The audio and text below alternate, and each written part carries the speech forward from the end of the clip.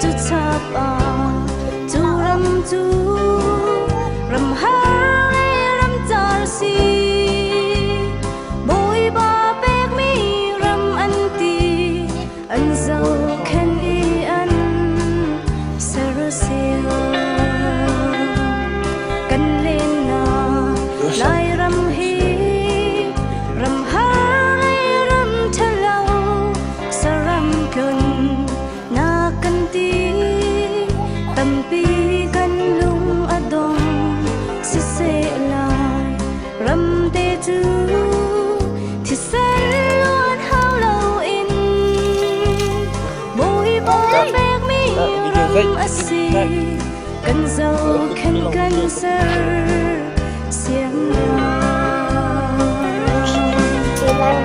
lai răng du bất thiên lạc song a sung đôi kun e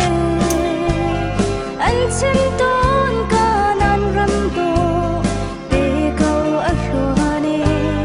ram har ram tar ti in đôi đốt lung đông la u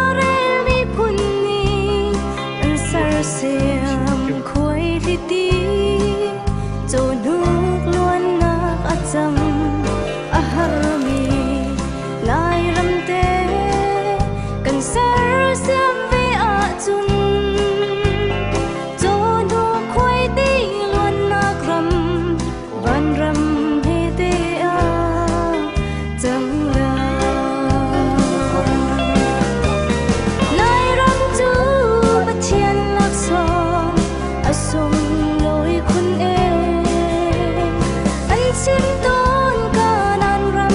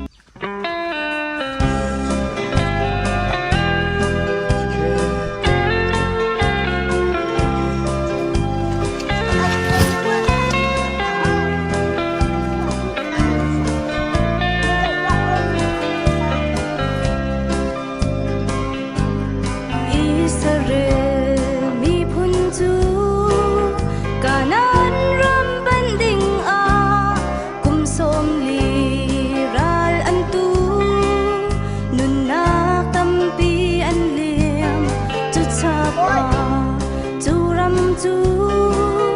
ram har le ram char si boi ba pek mi ram an ti an zau khen i an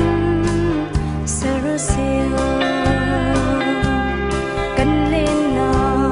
lai ram hi ram har le ram thalau saram kun na kan ti tampi kan lung adong si se lai ram te tu thì sen luôn hao lâu in bôi ba bek mi ram asi kan dâu khen kan sar xiêm ra lai ram tu bất thiên lạc song asung lối kun e anh chân tôn ca nan ram to te kau a hlua ne ram har ram char ti in hoi dot lung dong la u boi ba lin na ram asi khrei fa mi kan ram asi lai mi khrei fa na hi kan len nak lai ram hi kan ram si la se lo dây thuốc lung phát si ha thì sen nun nak bek in cùng dây rất câu hen da lai ram hun le ma kol in mi khi he tha kan cham ha lai ram chu bất thiên lạc song asung lối kun e anh xin tôn ca nan ram do te kau a hlua ne ram har ram char ti in hoi dot lung dong la u boi ba len na ram asi khrei fa mi kan ram asi